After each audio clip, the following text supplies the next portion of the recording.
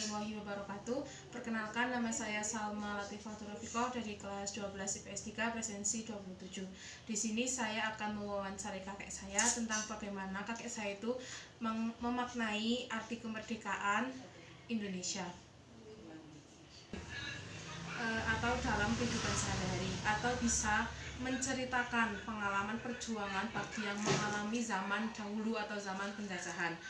Ada banyak sekali cara-cara memaknai arti kemerdekaan bagi saya ataupun bagi masyarakat sekitar. Contohnya bagi saya itu sebagai siswa pelajar, yang pertama itu mengikuti upacara di sekolah setiap hari Senin, dan yang bertujuan untuk mengingatkan kita tentang para pejuang kemerdekaan atau merebut bendera merah putih dari para penjajah.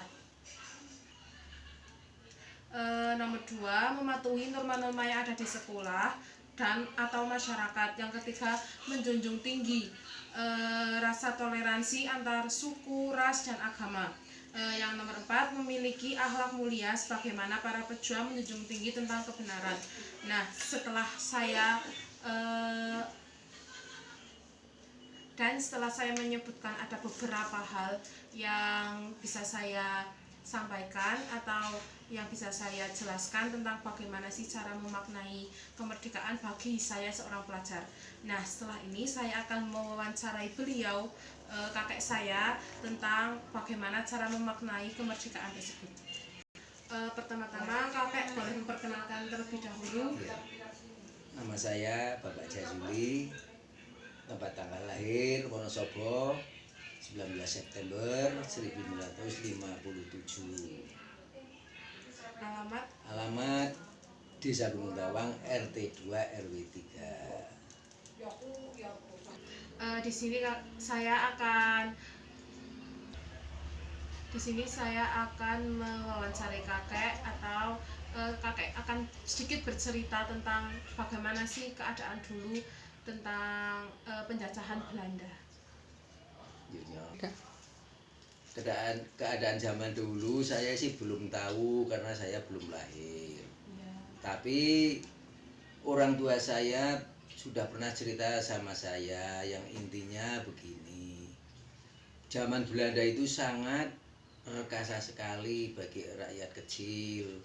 Adanya cuma takut sama Belanda, takut dibunuh atau dimatiin, ditembak.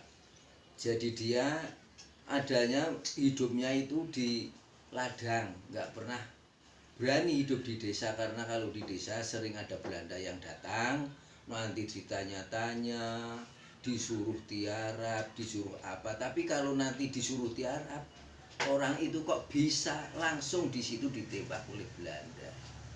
Maka dari itu, walaupun dia bisa tiarap, tapi kalau ditiarapkan oleh Belanda itu membungkuk, matang-matang, lumah seperti itu, membungkuk, yang bagaimana tingkahnya tidak bisa tiarap sesuai dengan tiarap, maka itu langsung setiap hari. Kalau ada seperti itu berarti orang itu sudah didikannya TNI negara Indonesia, jadi itu sudah didikan langsung ditembak, terlatih ya. Iya. Karena kalau zaman dahulu kan belum ada yang namanya senjata kalau di negara kita ya. Iya. Kalau dulu menyerangnya pakai apa itu? Ya, kalau zaman dulu cuma adanya ya sekitar zaman dulu itu nggak punya alat tembak. Cuma adanya alat manual lah, seperti golok, bambu runcing itu yang untuk menyerang Belanda. Tapi alhamdulillah, walaupun alat manual seperti golok, bambu runcing itu bisa mengalahkan Belanda.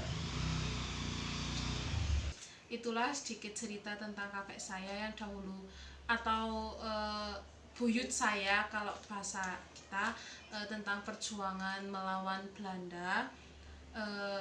Saya akan menanyakan bagaimana sih pendapat kakek saya atau pesan untuk para pemuda Indonesia. Saya berpesan untuk para pemuda, hargailah kemerdekaan ini, jangan disia-siakan.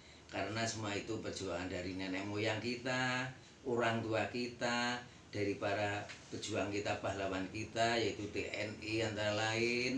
Mudah-mudahan kemerdekaan ini jangan sampai ada, mudah-mudahan kemerdekaan ini jangan sampai ada penjajahan lagi, seterusnya negara kita Indonesia ini merdeka.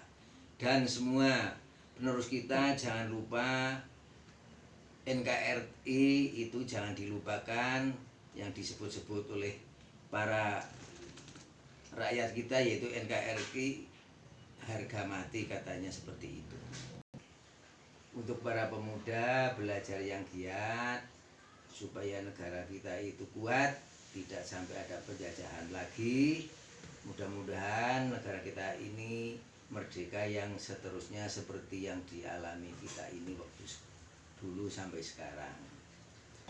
Demikianlah wawancara yang bisa saya berikan untuk para penonton atau ibu guru. Bila ada kesalahan mohon maaf, kurang lebihnya mohon maaf. Wassalamualaikum warahmatullahi wabarakatuh.